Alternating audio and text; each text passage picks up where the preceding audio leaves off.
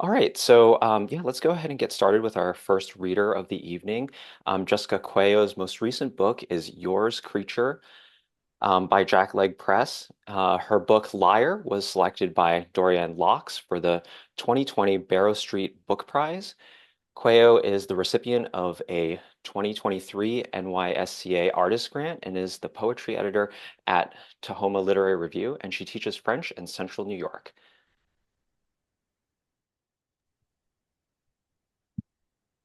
Thank you so much, Albert. It's really a thrill to be here. I'm so happy. I'm so happy to have a poem and Adroit and read with all of you.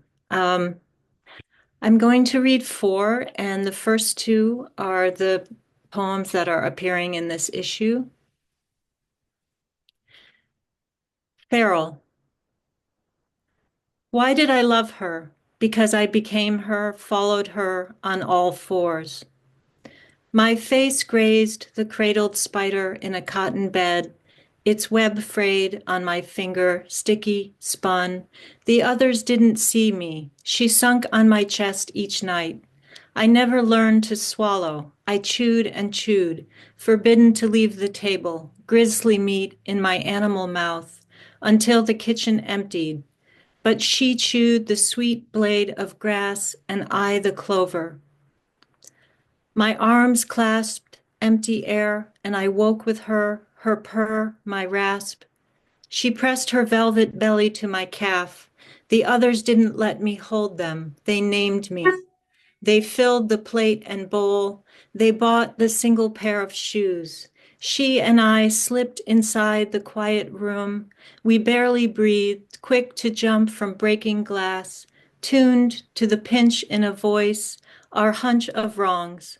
The others didn't let me peep. She mewed beneath a grate until I found her, mutilated, undernourished, no sibling, no mother. Her paws were dry magic beads.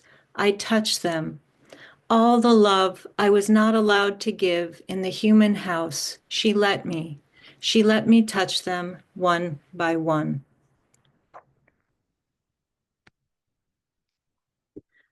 Obedience. For years there was no doctor, and when you went at last, he said you were underweight.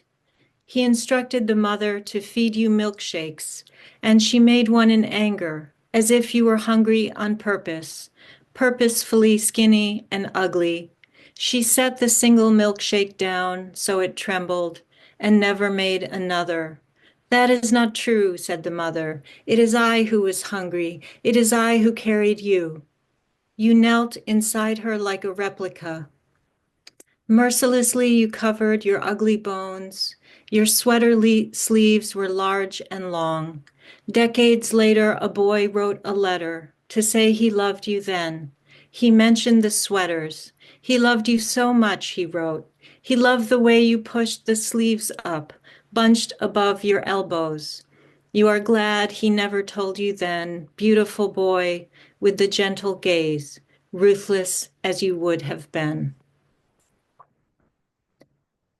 Bloodline. My mother had three names. Her mother's, my father's, my stepfather's. Once she went to pay a bounced check. Theft by check, the paper reported in Police Beat. And her mother paid it because they shared a name. And I would have shared their name or blood or the public shame to belong to them. Are you my mother? Asked the bird in the storybook. From animal to animal, page after page. He walked right by the mother. He did not know what the mother looked like. He went on, until the bird found the creature like him, the same body, the same name. And when the mother tucked him under a wing, her eyelids shut in peace. She didn't need eyes to know him, the animal made inside her. He grew without stopping, and even when she abandoned him, he wandered and wandered to find her. And then one more, this one's a tiny bit longer. Communion. I ate myself the way schoolgirls ate Christ at the age of reason. I ate with no dress, no white, no wreath, ate my nails, my skin, a sliver of bark and clover tips. My cousins talked of ribbons and their catechism. I longed for it, the ribbon, the selection. God separated good from bad, like when my mother stood in church and a woman said, "No wafer for you," divorced, because God can't love a severed line. The teacher singled me out to walk ahead and eat alone. I threw out my food. I could not chew. My mouth had devoured itself. Was it from the question in the bath, did he? I was 3. Was it because I knew the form wrong took when wrong took me? You could not taste God and stay a child. There was a single photo of me, black and white, no face, just a grainy head sideways in a bassinet. That's how I knew I'd been a baby. It was a baptism photo. That's how I knew I was one time blessed. The Father left but lingered, indifferent. God left, then lingered. He was inner bread, ornamental cloth. I was a salty body, averted head. I bit into the sour leaf, put my tongue on the metal key. Was he sickened by my smell? The inside of my legs on fingers, my cousins clutched their tiny flowers and spongy cakes. They took in the lesson. How I longed to receive it, how I longed to be fed. Thank you for listening, everybody. Thanks, Jessica. Yeah, wow, what an evocative and intimate piece to close on.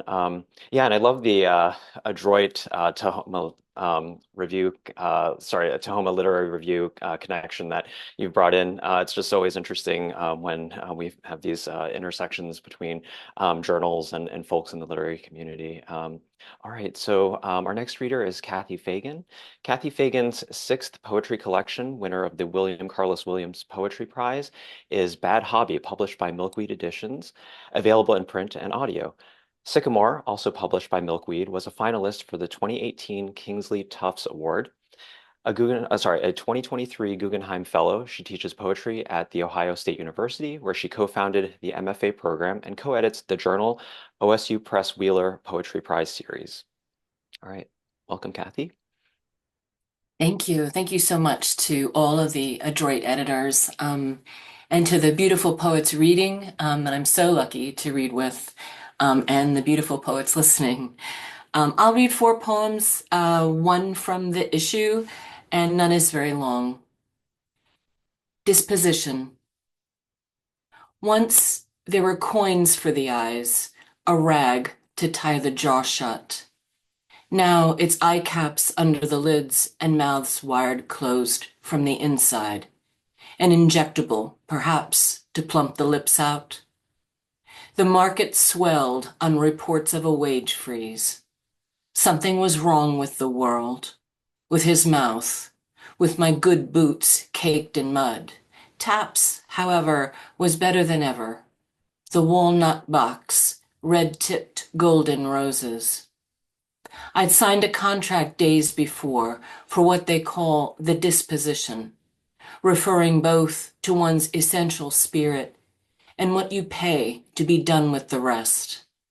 And here now was rain, leading the way for free. What I was looking for. What I was looking for were the unsent letters she'd left me years ago, in which I hadn't had the heart to read.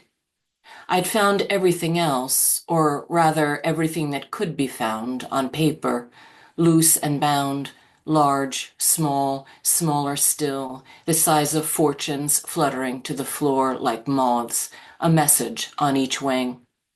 So many poems, by me but mostly others, some on slick paper I'd cut poorly from a page. My mother always said I was bad at scissors, and I've often accidentally cut myself as if to prove her point.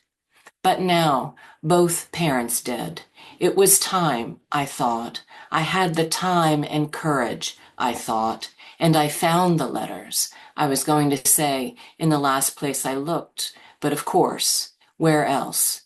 And when I read them, they were a marital memoir full of disappointments, as familiar to me as my own skin, and the bitter recriminations she was desperate to impart so that I might avenge her, forgive her.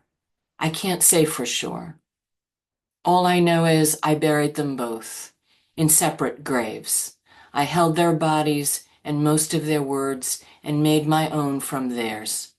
I lay them down on this white field, another, another, and another. If you look for us, look behind the letters, beneath the field, to the blood. And this is the poem from the issue. I'm really grateful to Peter and others for choosing it. Planned community. Each day, the houses resemble houses more and more. Wood frame, dry wrap, windows, sold signs posted in front of every build. I'm staying at one of the first houses in the community where my mother-in-law, when awake, cries for her life from the hospice bed she'll die in. I can't help but think of the new constructions as skeletons of this one, or more properly, progeny. The road I walk is one version of what once was here: deer path, native trail, trade road, life after life after life. She doesn't want a new one. She wants the plan she bought, with basement kitchen and fluorescent lights, formica counters and linoleum floor, the plastic tablecloths, 2 stoves, refrigerator against the drywall, freezer behind the cinder block, her spouse, restored, family, more family, food and more food. There was always more. I'm walking past it, past the hammering, to a recess in the earth too deep for now to fill. Lucky trees with their wet feet thrive there, and August blossoms thrive in sun at the roadside above them. I don't want to write about death anymore. I don't want to be another dying one. I am walking the road, the trail, the path. What is the opposite of ghost, they ask. Wild carrot, curly dock, little blue stem. And I'll close with this poem. It's called My Environment. In the portrait Mio Ambiente by Augusto Sartori, a man in mourning clothes looks out of the frame as if through a window, while the woman beside him gazes only inward, both hands clasped over her chest, protecting something there. His face is open, I'll say beseeching, archaic as it sounds, while hers, eyes downcast, lips parted, is the face of a saint in ecstasy, like Bernini's Saint Teresa.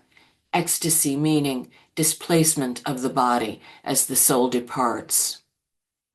The blood-red rose we call extase, sold in shops each Christmas, is heavily perfumed. Little is known about Sartori, a relatively obscure late symbolist painter of the last century. One of many children, he lived with his sister Mariana until her death. She is presumed to be the woman in the painting. I turn to pictures for help with what is difficult to say, to see feeling released outside of myself, like a question I'd never thought to ask. At my mother-in-law's funeral, I admire her caregiver's scarf. She pulls it from her throat and wraps it around my own until our faces touch, I growing warm in her nearness, inhaling her perfume so unlike the scent of death, and which I wear now with this scarf. The fragrance Amarige was named as an anagram for the French mariage, but I can't stop calling it a mirage. None of us is safe, but look how we mark ourselves with one another. Thank you. Thanks, Kathy. Really great to hear all of those, especially planned community, as I'd been wondering from seeing it in the journal, how it would sound when read. And yeah, just really striking how it takes us from such a, at least a lot of the streets I've driven down, a kind of common sight of new build going up pretty quickly. And then, taking us right into aspects of life and relationships. Yeah, thank you. Okay, so our next reader is Ángel García. Ángel García is the proud son of Mexican immigrants and the author of Indifferent Cities, forthcoming from Tupelo Press, winner of the Helena Whitehill Book Award and Teeth Never Sleep, um, which was published by University of Arkansas Press. He's also a recipient of a Canto Mundo Poetry Prize, an American Book Award, and finalist for a PEN America Open Book Award and a Kate Tufts Discovery Award. His work has been published in the American Poetry Review, McSweeney's, Crab Orchard Review, Huizake, the Acentos Review, and most recently in Fugue Journal and Sonora Review. He has also received fellowships from Canto Mundo, Community of Writers, Vermont Studio Center, and MacDowell. Angel currently teaches in the MFA program at the University of Illinois at Urbana-Champaign. Okay, welcome, Angel. Thank you so much. Thank you, everyone, for being here on a Tuesday night. I'm going to read two poems from Adroit, and then I'll read one from the forthcoming collection. This first poem is Burials. We weigh in our hands what little we own to decide. We weigh in our hands what little we own to decide what we'll leave behind. A micro machine, Hot Wheels, Slammer and Pogs, duplicate comic cards of our least favorite Marvel heroes, a secondhand G.I. Joe figure, a wallet-sized school photo. In the dark, flashlights in hand, uncertain we have much vision to offer, we write in our finest handwriting one letter each to our future selves. Dear Angel, dear Renee. All night we listened to June bugs skitter across the ceiling, afraid they might fall into our mouths. Our parents already at work, we fixed bowls of cornflakes with too many spoons of sugar. We watched summer reruns in our underwear. When the heat dies down, we arrange our belongings together with our letters inside an empty cigar box and step outside. In the backyard, shovels in hand, we dig in tandem.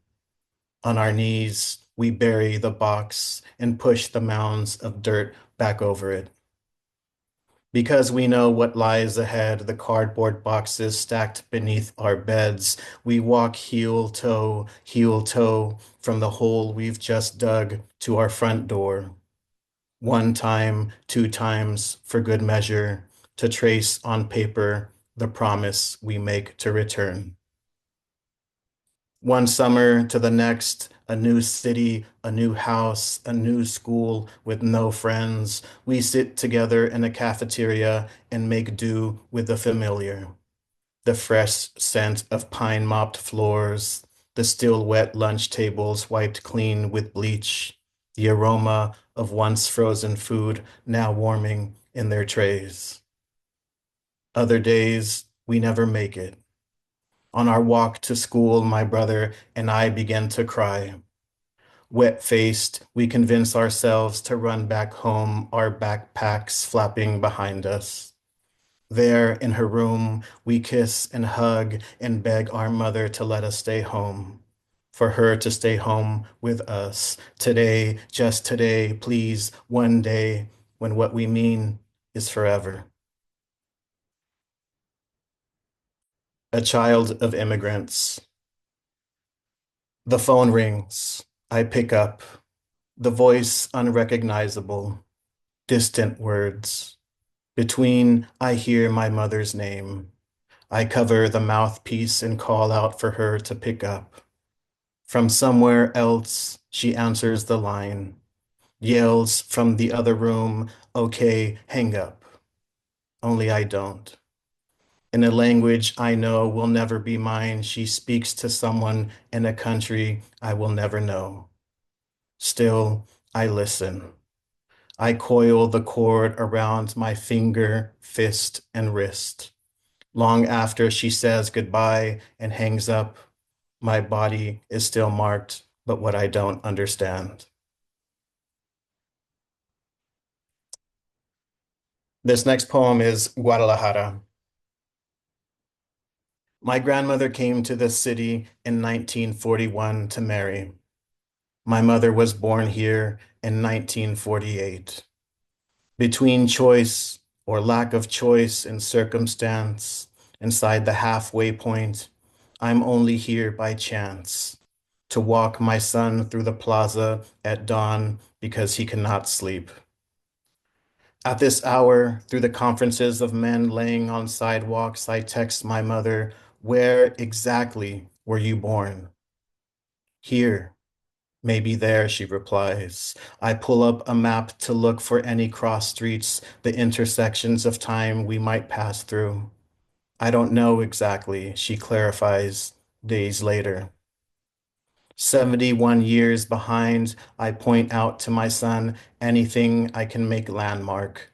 The pigeons' incessant circles, last night's trash bags left piled on street corners, rows of shoe shine stands chained and locked up, the once busy chairs that seem at this hour forever empty.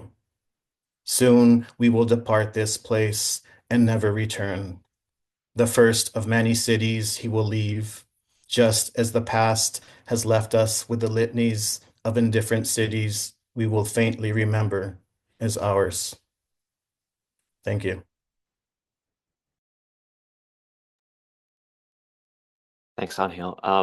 Yeah, I'd really encourage everyone to take a look at the two poems by Angel in this issue because they're quite visually striking, each in their own ways. A Child of Immigrants, at least to me, has this rather rigid and kind of geometric character to it. So yeah, really curious how it would feel to others, visually on the screen. All right. So our next reader tonight is Eddy Kosik. Eddy Kosik received his MFA in creative writing from New York University, where he was a White Hill Fellow. Born and raised in central Pennsylvania, Eddy's first novel is forthcoming. He lives in Philadelphia. Okay, welcome, Eddy. Thanks, Albert. I'll be reading from my story in this issue, The Man in the Woods. The man in the woods wants me to join him. He's not there yet, the woods, but he says we could meet there, that he knows a spot, that he's brought boys there before, young men scrolling Grinder as they visit the town Jim Thorpe for the day, who left their hometowns in Northeast Pennsylvania for cities, Philadelphia, New York, Baltimore, because it was impossible to imagine life in the Pocono Mountains. He calls me boy, though tomorrow I am 21. I guess I am fine with that. I guess I have no intention of becoming a man, though I have no idea what else I would become. After all, I must be growing into something. The man in the woods can't host at his place. And even though I don't suggest it, he says the bathrooms of the local restaurants, the corner gas station, would be too risky. If we got caught, he means. He laughs after every other sentence. That is, he types, ha, ha. The woods, however, are quiet, vast, these anthracite hills I grew up in. My great-grandfather, he was a coal miner. His father, too, even before he came to the States, blind in one eye from what his immigration papers just called Slovak land. Their Pennsylvania was a place of woods and tunnels. People disappeared all the time back then. The man in the woods knows a spot, just a few minutes off a walking trail, not far from the train tracks, maybe 10, 15 minutes off the trail at most. I'm here with someone, I tell him. Let me see if I can lose him. I wonder if I know the man, if he knows me. He doesn't have a photo on his profile, just his height and weight, but he might recognize me. I grew up 20 minutes from here. I've been the secret of men around here before. a childhood friend's older brother, the driver's ed instructor. I imagined the thrill of meeting this man, kneeling on cold stone, the hiss of his breath as I take him into my mouth. The man knows these woods, he assures me. He grew up around here, just like me. In fact, he first went to this spot when he was around my age. And it's not often he gets a chance to meet boys now. When he gets the chance, he goes for it. So this is him going for it. Ha, ha. Who are you texting? R asks. We've just arrived from Philadelphia, parked in front of a house with a Browning jack-o'-lantern on its porch. Across the street is a church. The white sign out front with removable black letters, CHRCH. It's not the same without you. The church has its own parking lot, but all throughout the parking lot are signs warning of towing, so no one has parked there, not even the tourists. My parents, I say, closing the exchange with the man in the woods. R tugs the parking brake in place before offering his big hand. Show me, he says. Stop, I say. I shove the passenger door open. They're just wondering what time we will be there for dinner. Obi, R exits the driver's side. Let me see your phone. He trips on the curb before joining me on the sidewalk. We made a deal that it would be just you and me this weekend. I'm just telling them we'll be there in a few hours. I've already pulled up a text from my mother. Your father and I can't wait to see you and to meet your friend Richard. If you could just let us know what time you are arriving, that would be wonderful. It is fine if you are not sure. We are just trying to plan our evenings. And we are so looking forward to your birthday dinner tonight. Love you and can't wait to see you. Friend, R says, gripping my wrist as he reads the message. He's close enough that his tidy beard tickles my chin. R and I became friends after we hooked up in his apartment in West Philly. I was in my second semester at Temple, and he was just short of 30, finishing his doctorate. His photo was the same one he had on LinkedIn. Mine was a shirtless mirror selfie. We fucked quietly in his laundry-strewn apartment. His heavy hands never reached me, pressed into the mattress on either side of my face, as if nervous he'd crush me with the slightest touch. He used a condom without asking. Afterwards, I asked him about the posters of bands and movies on his walls. He couldn't believe I hadn't heard of almost anything that he liked. The only interest I could name at 18 was Pokemon. He said that was stupid, then immediately apologized, blushing. It's not bad, it's just not important, he stuttered. I made fun of his crooked IKEA bookshelves. He was surprised that I had read Dancer at the Dance. He laughed when I told him I flipped through Alan Hollinghurst for the sex scenes. He asked who the reader was in my family. I told him about the Canadian man I'd talked to through my teens, how he'd recommend books to me and jerk off over webcam as I told him what I thought. R stood up suddenly, still in his underwear. He arranged the pillows on his couch very carefully, offering me tea. Then he burst into nervous laughter, exclaiming, I thought I was already wearing pants. Before I left, he asked to see my student ID. I handed him my wallet and caught him checking my driver's license as well. He pushed me out the door with a stack of books. Now the real work begins, he said, as if he'd just been tutoring me. He said goodbye to me by name. I still hadn't learned his. A few days later, R invited me to grab drinks in a tiny, unmarked bar. It was hidden above an Ethiopian restaurant. The tables were sticky, wobbled as we sat down. A bartender with greasy hair greeted him as Richard and didn't ask for our IDs. I noticed that everyone downstairs had been black. Almost everyone upstairs was white. I poked R in the ribs, told him there was no way I was calling him Richard. But that's my name, he laughed. He asked where I was from. No one in Philly had heard of Weatherly, so I told R Jim Thorpe, like I told everyone else. It wasn't completely untrue. My dad had grown up there. He told me about his childhood in Philly, how he came out to his parents in middle school during a Sunday night screening of Y Tu Mama Tambien. He asked me when I told my family. I never did officially. I came home with purple hickeys on my neck when I didn't have a girlfriend. A BMW dropped me off in front of the house late at night. There are questions a person can ask. What girl your age leaves a mark like that?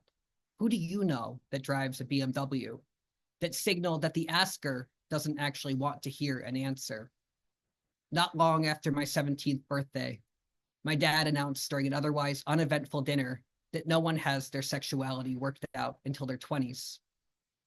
When a neighbor called my parents accusing me of seducing her son while he was home from college, my mom forced my dad to confront me. Of course I can't control what I do or do not know, he repeated, almost philosophical in his self-defense. You understand that. His point seemed to be that it was my fault that I was closeted. Thanks for listening.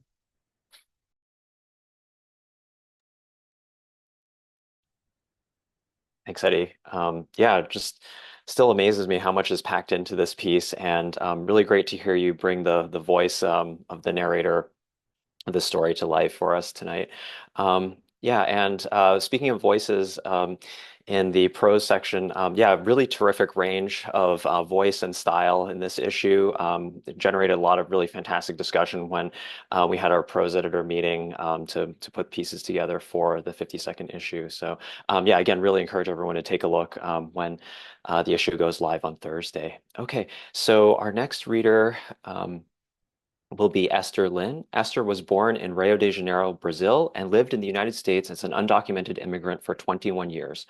Her book, Cold Thief Place, winner of the 2023 Alice James Award, is forthcoming in March of 2025.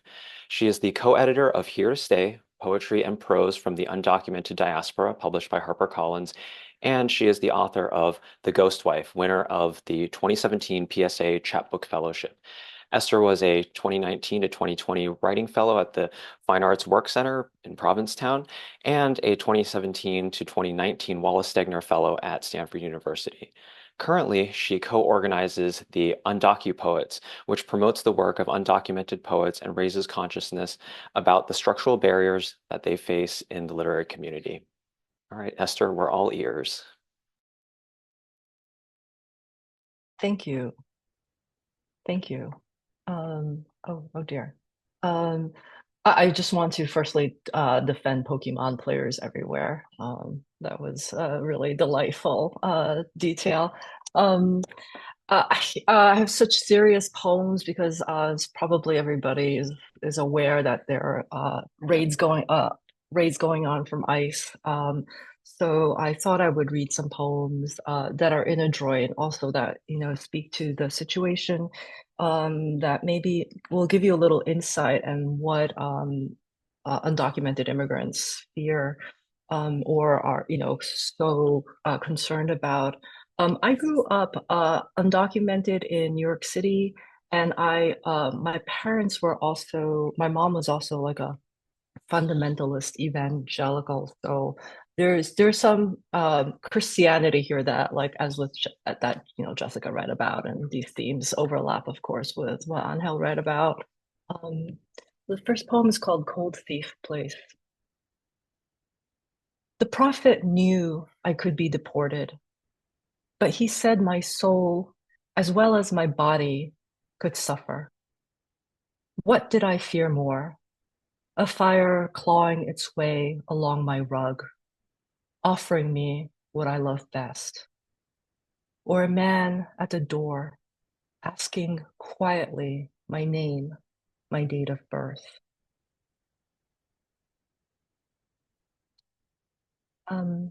So part of the evangelicism felt as a child like you were doubly trapped. You were both, I felt trapped spiritually by the church and also, of course, by my legal situation. A few years ago, I had the chance to go to France for the first time, thanks to a residency.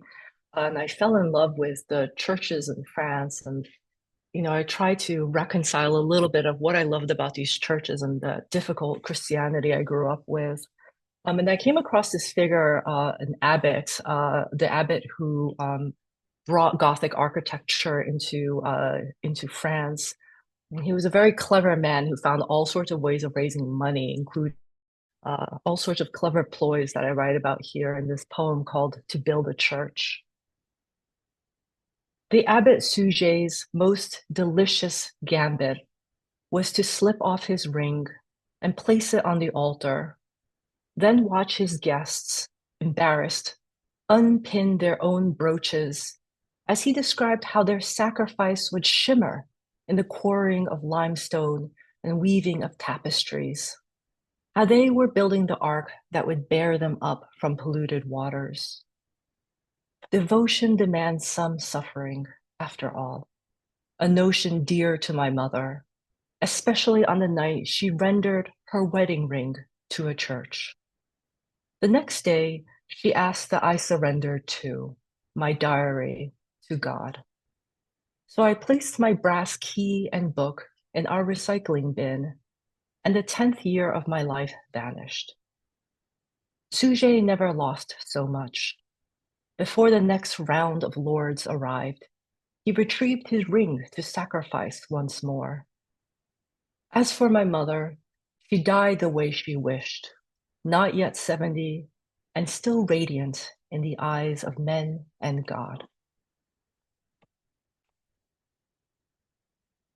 And this is called First Snow.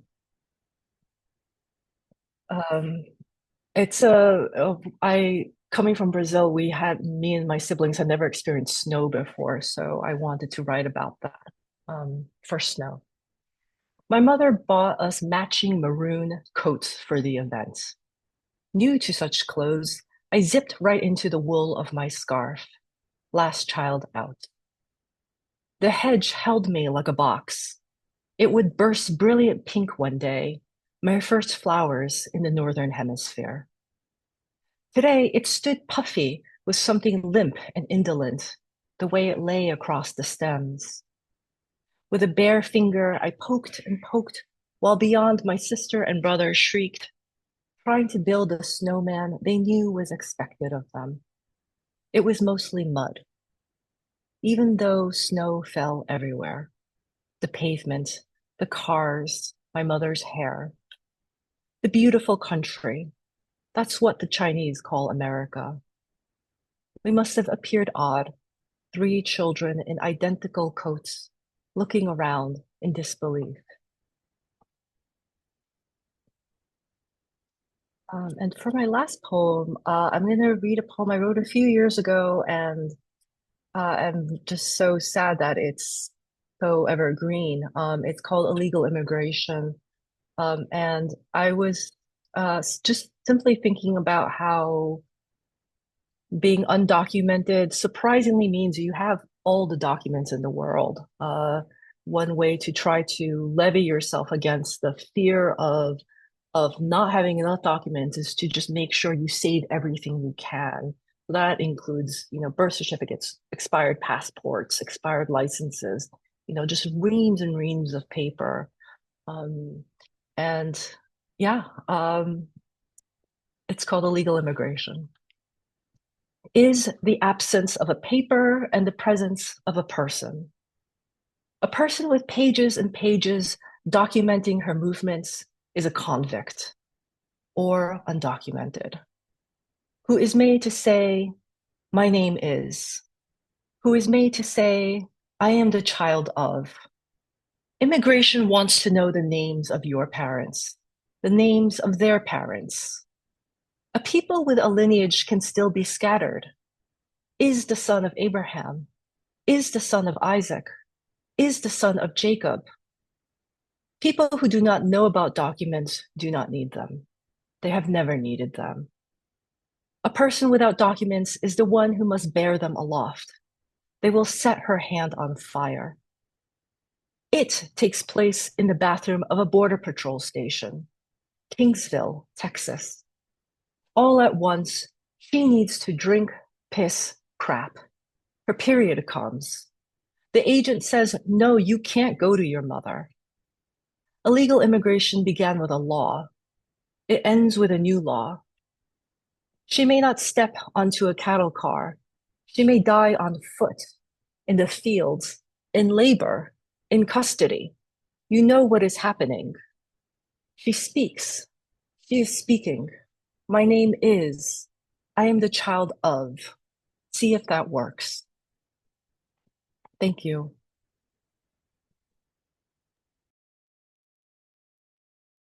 Yeah, thank you, Esther. Wow, just really powerful words there.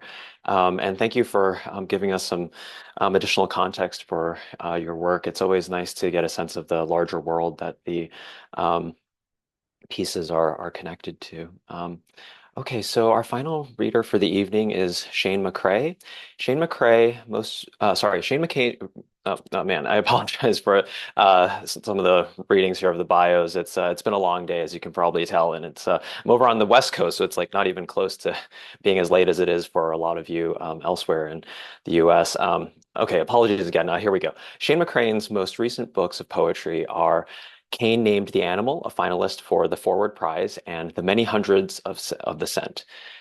His memoir, Pulling the Chariot of the Sun, was published in 2023. Also in 2023, he was awarded the Arthur Rense Poetry Prize from the American Academy of Arts and Letters, and his other awards include a Lannan Literary Award and a Whiting Writers Award.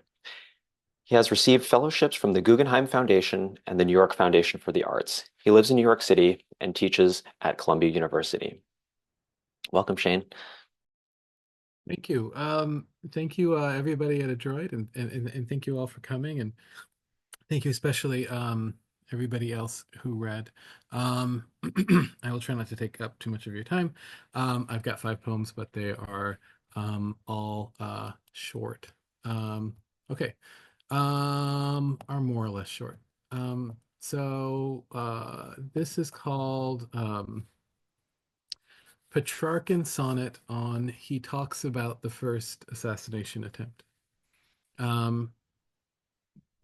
What might be useful to know, just in case one has forgotten, I know I would have if I hadn't written this poem, is that the town in which the first assassination attempt on Trump happened was Butler.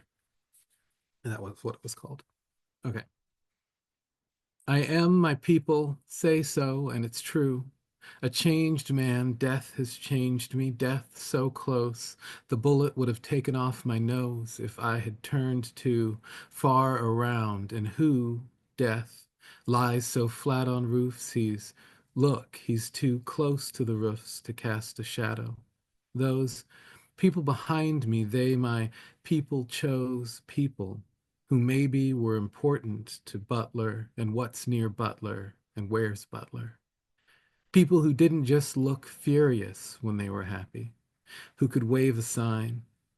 I turned because I couldn't hear, but what for? I heard a voice. I didn't know the voice until the bullet struck my ear, was mine.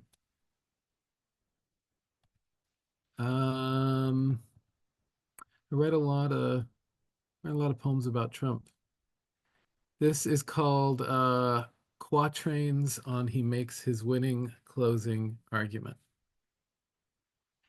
We're going to win this thing, okay? We're so far, we're ahead in states. Republicans don't ever win. They're losers. We are going to, because who can stop us? Win. The wins will be so huge, you'll gag on them, you'll choke, you'll get so sick of choking, but we'll keep on winning. It's a, folks, the system's broke. I didn't break it.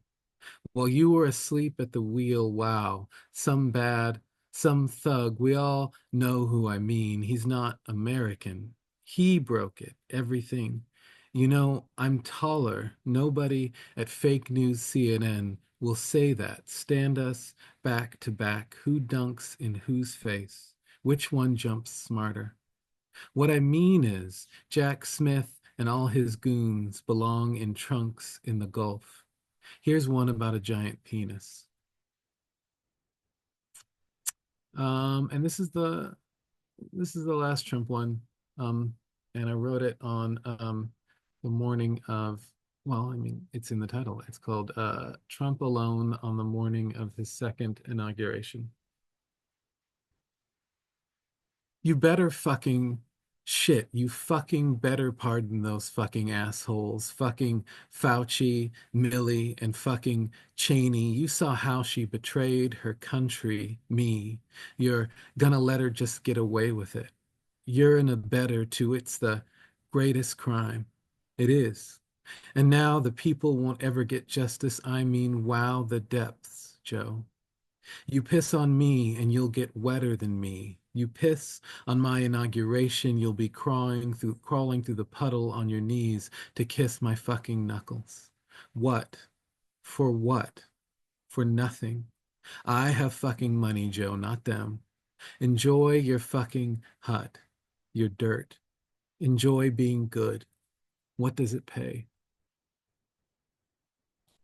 I also read a lot of sonnets. That was another Petrarchan sonnet. This is kind of half Shakespearean sonnet, half Petrarchan. It's called Fantasia on American Themes, and this was one of the poems in the issue. I've been American since was before they someone shipped my might have looked, but looked only a little like me, elbow or an ankle or my elbow when it's crooked. Each part an anchor drags me centuries back down. Sweet smelling anchor, sweet like shit from cows I raise, but sweet in too far trees. The smell in the trees, how miles away from it has to be miles I've run. It has to be. The farms stink. Where 'tis said those flowers wilt that bumblebees too gently tend. Whose freedom created me if God created me? That we, my ancestors and I, that we come begging like strangers to the house we built. And this is the last one. It's called In the Event of.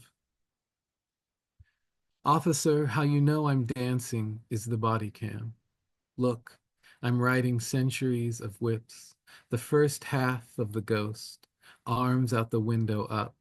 The second half, arms flat on the pavement, palms down. Now the ghost is whole. My arms stretched forward like I'm bowing. But if I were standing, stretched above my head, officer, how you know I'm dead is that I seem to bow to you. Thank you. Thanks, Shane. Yeah, some really intense perspectives on the times we live in. Okay, so yeah, that was our final reading for tonight. So just a couple quick announcements. So the latest issue of the Adroit Journal will be live on Thursday. So again, hope you check it out. Really fantastic pieces in issue 52. And this recording of all of tonight's readings will be available on YouTube shortly. So if you missed anything in the reading or would just like to experience some of the readings again, this will be available in the coming days. And finally, thank you for joining us this evening. Really great to see a fantastic turnout in the middle of the week, and yeah, hope the remainder of the week goes well for everyone. And I guess it's time for our unmuting and celebration of the terrific readings we've had today and the launch of issue 52. So if you'd like, please join in thanking our fantastic readers today and the launch of our latest issue. Thanks, everyone. Have a great night.